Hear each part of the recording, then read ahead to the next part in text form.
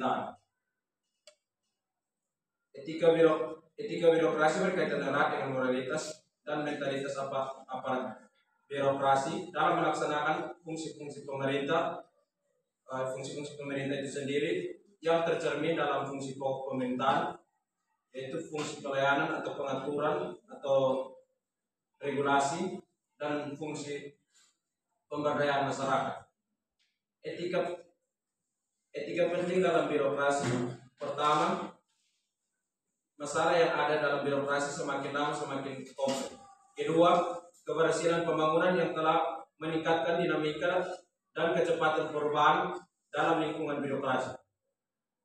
Birokrasi melakukan adjustment atau penyesuaian yang menuntut diskretivitas power atau kekuatan pertimbangan atau kebijakan yang besar. Yang berikutnya, secara umum nilai-nilai suatu etika yang perlu dijadikan pedoman dan perlu dipraktikkan secara operasional antara lain. Yang pertama, birokrat wajib mengabdi kepada kepentingan umum. Yang kedua, birokrat harus berdiri di tengah-tengah, bersikap terbuka dan tidak memihak atau mediator. Yang ketiga, birokrat harus jujur, bersih dan berwibawa. Yang keempat, aparat harus selalu bijaksana dan sebagai pengayuh. Etika dapat dijadikan pedoman, referensi, petunjuk tentang apa yang harus dilakukan oleh aparat birokrasi dalam menjalankan kebijakan politik dan sekaligus digunakan sebagai standar penilaian apakah perilaku aparat birokrat dalam menjalankan kebijakan tersebut dapat dikatakan baik atau buruk.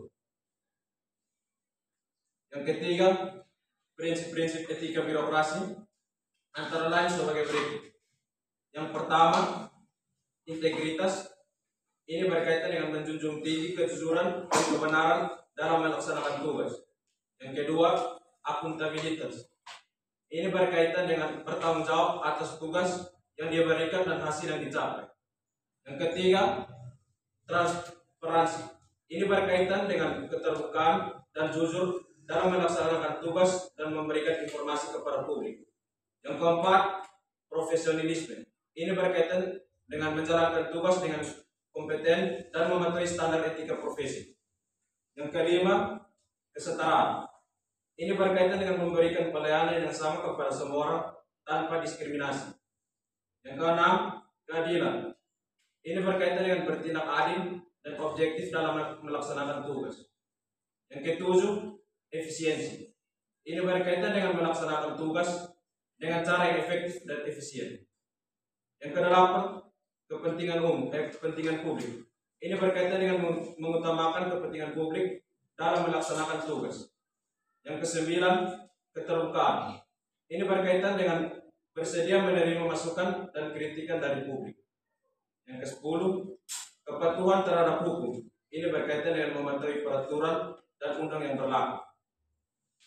Yang berikut, adapun jenis-jenis birokrasi pemerintah umum Indonesia adalah sebagai berikut. Yang pertama itu pemerintahan umum. Ini berkaitan dengan rangkaian organisasi pemerintahan yang menjalankan tugas pemerintah yang sifatnya umum. Yang kedua, pembangunan.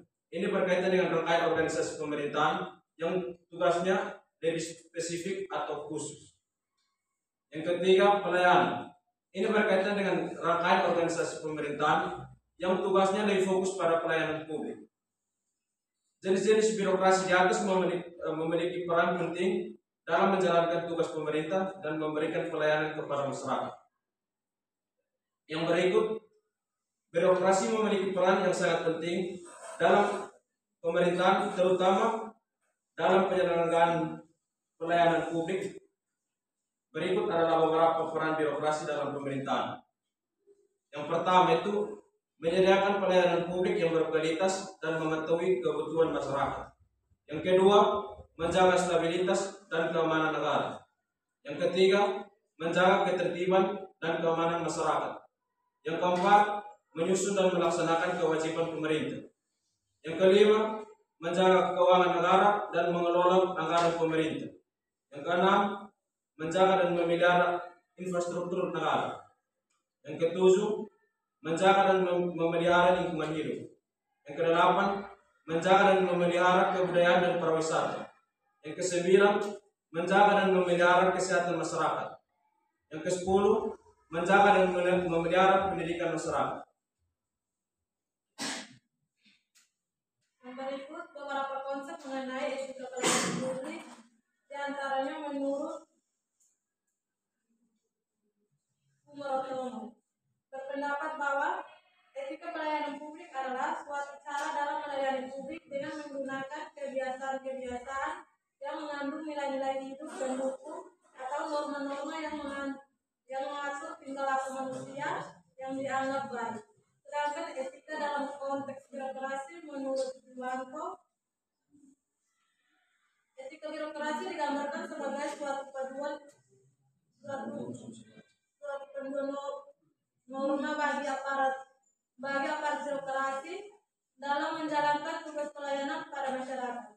Etika birokrasi harus menempatkan kepentingan publik di atas kepentingan pribadi, kelompok, dan organisasi. Etika harus diarahkan pada pilihan-pilihan kebijakan yang benar-benar mengutamakan kepentingan masyarakat luas. Dari konsep tersebut, jelas bahwa etika pelayanan publik perlu untuk diterapkan pada jiwa birokrat, khususnya dalam melayani publik atau masyarakat, agar tujuan pemerintah dengan harapan masyarakat dapat tercapai dengan baik. Berikut beberapa faktor yang menyangkut dengan etika dalam pelayanan publik. A. Sumber daya manusia. Faktor kualitas sumber daya manusia birokrasi menjadi faktor yang sangat krusial. Ternyata kemampuan di setiap ini dalam melakukan pelayanan sangat berbeda. Sebagai contoh, PNS yang berada di tingkat kota relatif memiliki kemampuan intelektual yang lebih baik daripada tingkat kelurahan. Hal ini dapat dilihat dari tingkat kemampuan teknologi informasi, wawasan, kemampuan berkomunikasi, dan sebagainya.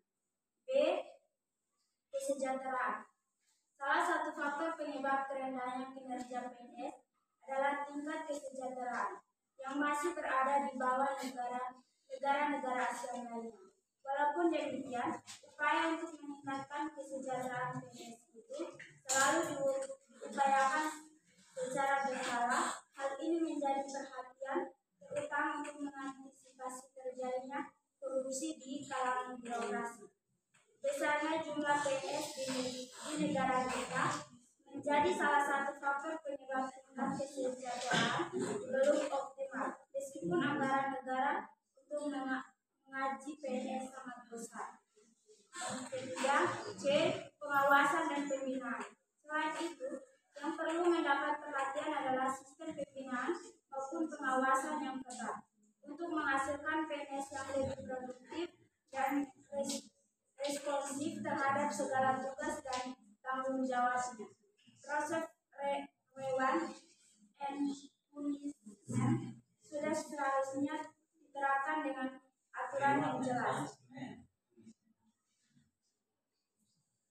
Artinya selama ini pegawai yang malas dan bodoh selalu dianggap sama dengan pegawai yang cerdas dan produktif, terutama dalam hal kesejahteraan. Sehingga bukan tidak mungkin hal ini akan menurunkan motivasi pegawai yang memang produktif dan cepat.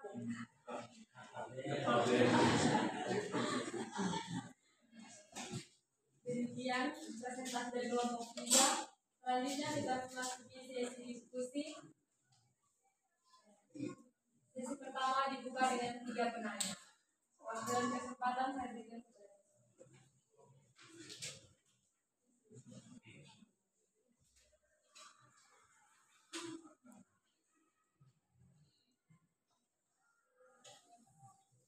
pada selanjutnya orang yang kesempatan saya persilakan.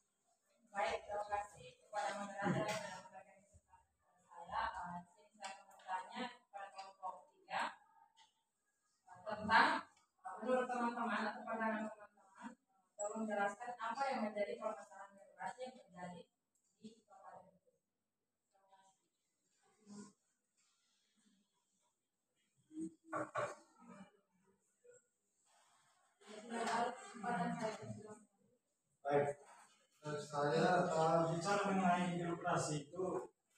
Indonesia ini masih adanya birokrasi sistem patrimonial governance. Nah itu apakah bisa digunakan itu ya di Indonesia sekarang? Patrimonial governance.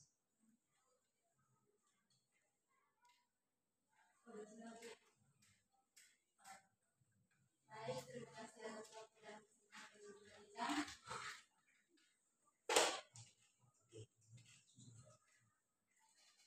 Jadi pertanyaan dari saya, bagaimana keterkaitan antara sumber daya manusia, kesejahteraan, pengawasan dan pembinaan dalam menyelesaikan permasalahan etika birokrasi?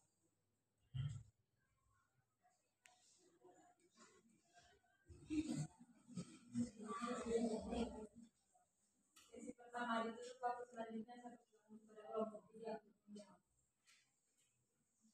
Kami memperkenalkan tentang permasalahan birokrasi di Timur Tengah.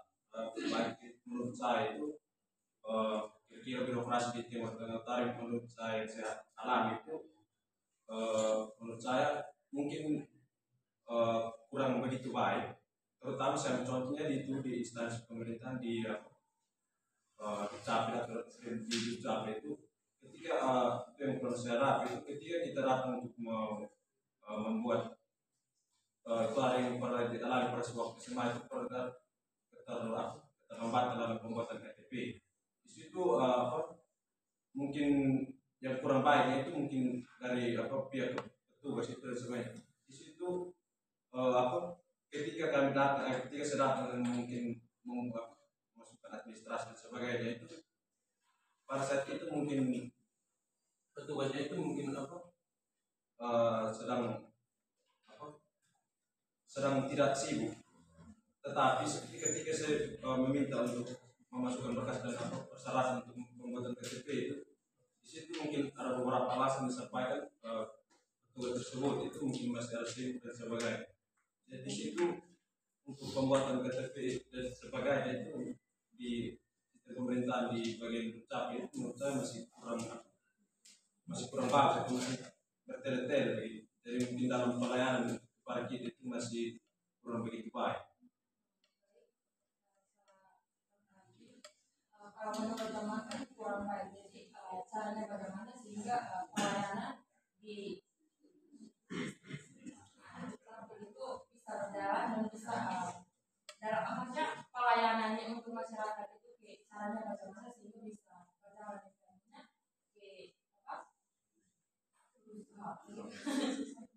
Kalau cara yang bisa pelayan begitu baik itu mungkin semua pekerjaan itu kan mungkin tergantung dari depo pemimpin tersebut, bagaimana dia mengelola dan mengontrol tugas politik pembawaan untuk bisa bekerja sesuai apa kan. Menurut saya untuk cara mengatasinya itu mungkin dari pemimpin bisa mengevaluasi atau untuk mengontrol kepada bawahan bahwa memang kalau bilang bekerja sesuai SOP yang terjadi saat ini, bekerja sesuai dengan SOP. Jadi kalau setiap masyarakat yang datang itu mungkin dia melayani dengan baik dan sebagainya. Jadi mungkin cara mengatasi mungkin seperti itu.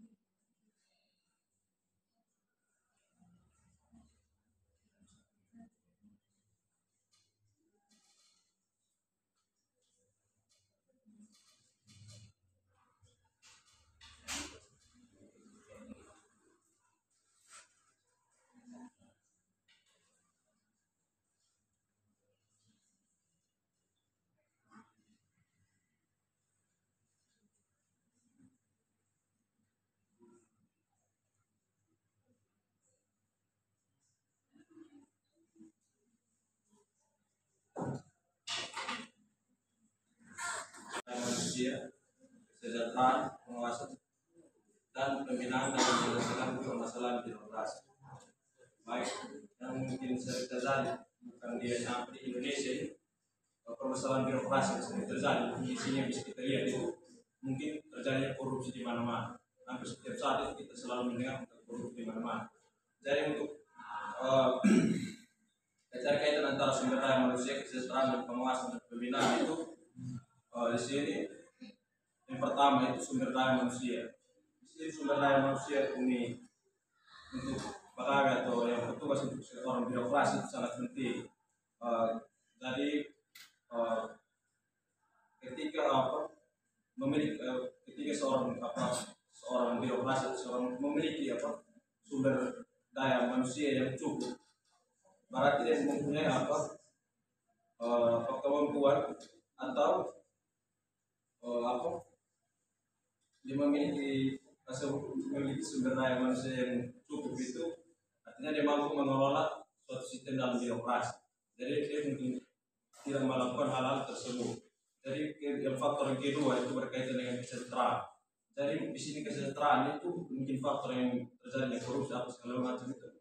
Mungkin di negara kita itu ya gaji mungkin terkait dengan gaji. Mungkin dalam gaji PNS dan sebagainya mungkin kecil atau apa dan sebagainya, jadi itu bisa mungkin membuat seorang birokrasi itu bisa korupsi. Jadi dalam di sini itu harus maksudnya dalam diperhatikan itu mungkin kesejahteraan dalam birokrasi itu juga harus diperhatikan.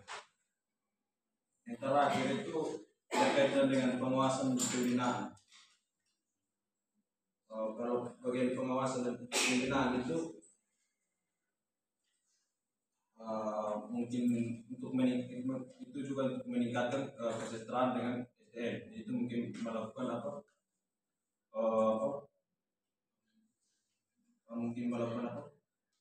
pelatihan atau pembelajaran tambahan bagi seorang PNS untuk menghasilkan birokrasi yang baik.